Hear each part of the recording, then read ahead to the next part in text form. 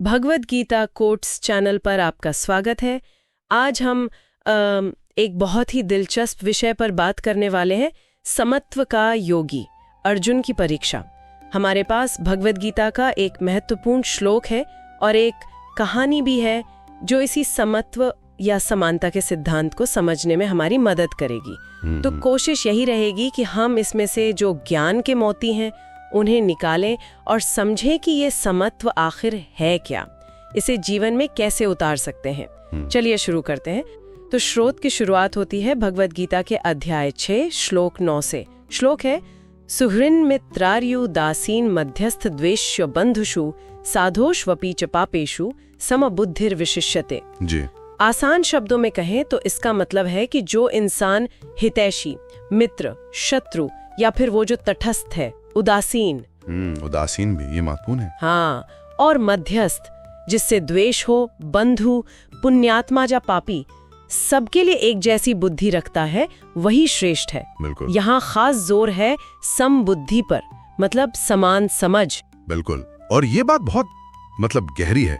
ये सिर्फ बाहरी व्यवहार की बात नहीं है कि आप सबसे एक जैसा बर्ताव करें। ये असल में आंतरिक स्थिति की बात है।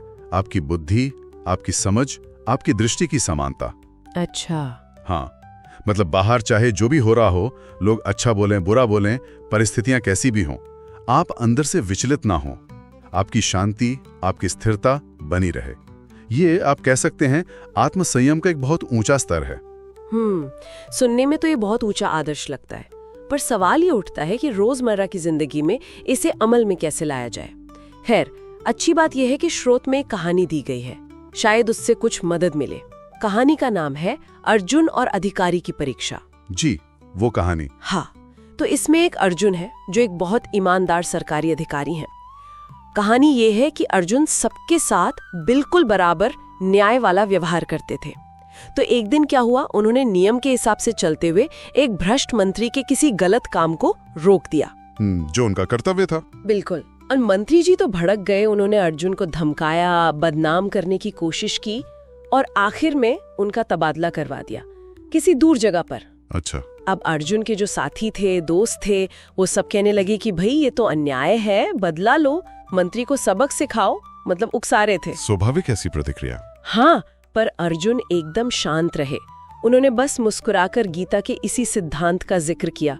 उन्होंने कहा, शत्रु हो या मित्र, पाप हो या पुण्य, सब में समभाव रखना, यही तो गीता की असली परीक्षा है। और कहानी के अंत में, जैसा अक्सर होता है, समय बदला, मंत्री का भ्रष्टाचार सामने आ गया और अर्जुन को न सिर्फ न्याय मिला बल्कि उनका सम्मान भी हुआ। ये कहानी समत्व को प्रैक्टिकल तरीके से दिखाती है। यहाँ समझने वाली बात यह है, जैसा आपने कहा, अर्जुन ने मंत्री का गलत काम रोका, वो निष्क्रिय नहीं रहे। हाँ, वो चुप नहीं बैठे। बिल्कुल, उन्होंने अपना कर्तव्य निभाया, लेकिन उन्होंने ये किसी व्यक्तिगत नफरत से या गुस्से से या बदले की भावना से नहीं किया।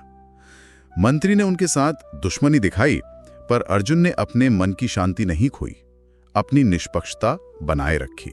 यही है असली योग, यही है आत्मसंयम, कि बाहरी हालात को अपने अंदर के संतुलन पर हावी ना होने दे। लेकिन एक सवाल मन में आता है, क्या इसका मतलब ये है कि जब हमारे साथ कुछ गलत हो या हम अन्याय देखें तो हम अपनी भावनाओं को महसूस ही ना करें? गुस्सा, दुख, ये तो स्वाभाविक है ना? ये बहुत बहुत जरूरी सवाल है। देखिए, समत्व का मतलब भावनाओं को दबाना या खत्म करना नहीं है। इसका मतलब है भावनाओं का गुलाम न बनना। अच्छा। हाँ, गुस्सा आए, दुख हो, खुशी हो, ये सब स्वाभाविक मानवीय भावनाएं हैं।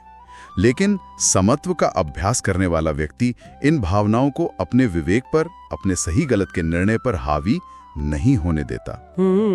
वो अन्याय के खिलाफ आवाज उठाएगा, अपना फर्ज निभाएगा, लेकिन व्यक्तिगत घृणा या पक्षपात से ऊपर उठकर। ये मुश्किल है, मैं मानता हूं, पर यही मानसिक अनुशासन है जो गीता सिखाती है। हाँ, और कहानी में एक और बात है, अर्जुन को न्याय मिलने में, बाहरी सम्मान मिलने में वक्त लगा। हाँ, तुरंत नहीं मिला जी। तो समत्व के रास्ते पर धैर्य की भी परीक्षा होती है। हाँ, ये बात भी सोचने वाली है कि नतीजे तुरंत नहीं दिखते शायद। तो इन सब बातों से आज की जो सबसे अहम सीख निकलती है वो शायद यही है कि असली योगी वो है जो बाहरी हालात का दास नहीं, अपने मन का स्वामी है। बिल्कुल सही। समत्व सिर्फ बाहर से एक जैसा दिखना नहीं है, बल्कि अंदर से निष्पक्ष रहना है, शांत रहना है। ऐसी शांति जिसे बाहर की उथल पुथल डिगा न सके। जैसा कि स्रोत में भी एक जगह कहा गया है, अगर तुम खुद को जीत लो तो कोई शत्रु तुम्हें हरा नहीं सकता।